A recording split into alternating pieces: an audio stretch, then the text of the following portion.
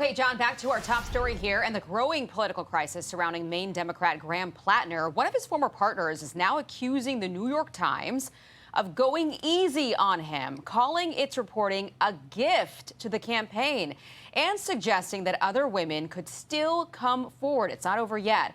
All of this happening, testing the patience of Democrats.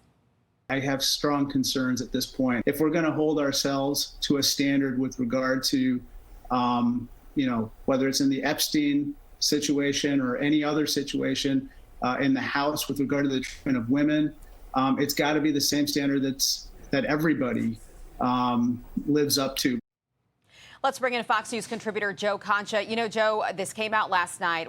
Everybody in Washington knew there was a story about to drop. We thought it was going to be a huge bombshell. And then when we read it, we kind of looked at each other like, okay, these are serious allegations, but this is not what we expected.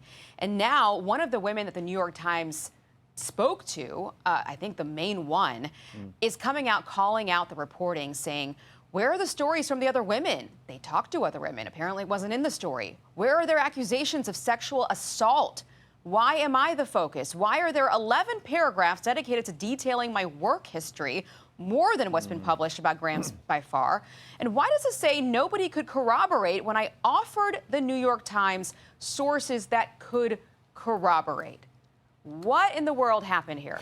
Journalistic malfeasance, I think, Aisha, because when you read this article, as you did, as I did, you have to go not one, not two, not 10, not 20, 22 paragraphs in before you get to the allegations that absolutely journalism 101 in high school kind of stuff should have been the lead.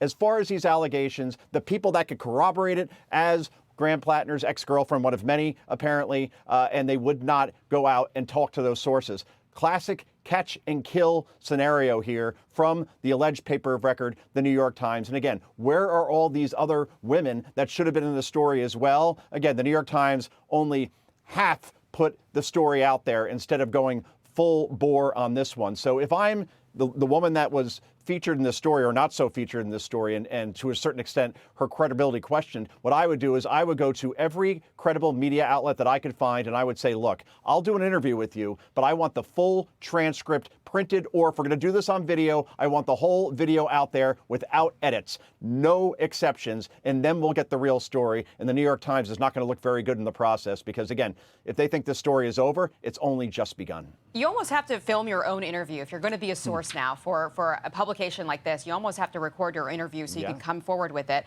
But I think about the women and how they're watching this story unfold, and I don't know that they're going to be so confident and bold enough or courageous enough to be able to come out now because they've seen what's happened to these women. There are some Democrats that are now seeing the light and seeing how the story might end. This is Van Jones calling the situation a moment of truth. Listen. I hear people in our party and they're saying, why are we so tough on our bad guys when the Republicans are so soft on their bad guys? And so, you know, that's the kind of stuff when you're a parent, you struggle with that because it's like, look, we're running this house. We're not running the house across the street. We're not running the neighbor's house. We're running this house. And so now this party's got to look in the mirror. Do you want to sign off on the Donald Trump standard of behavior?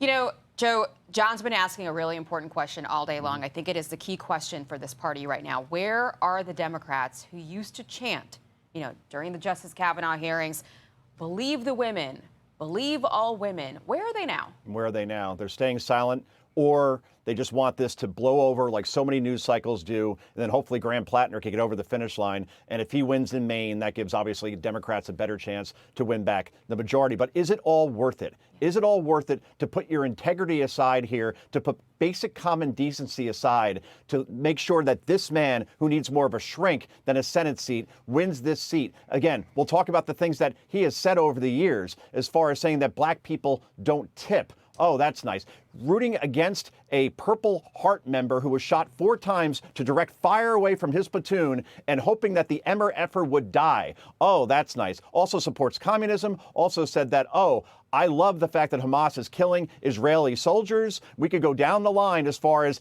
on top of the Nazi tattoo that he had for 20 years and to pretend that he didn't know what it meant, when obviously even his ex-girlfriend said he knew exactly what it meant. If you want to die on this hill as Democrats, you have lost the moral high ground, if you thought you ever had it, forever, if you're going to back somebody like this. That is certainly for certain. What's crazy about this entire situation is they actually have an out. They have a legal out in Maine under Maine law to be able to actually pull a Joe Biden and swap this guy out if he does win the primary. Yeah. Joe, great to have you. Thanks for joining us. Have a great weekend. Thank you. You too.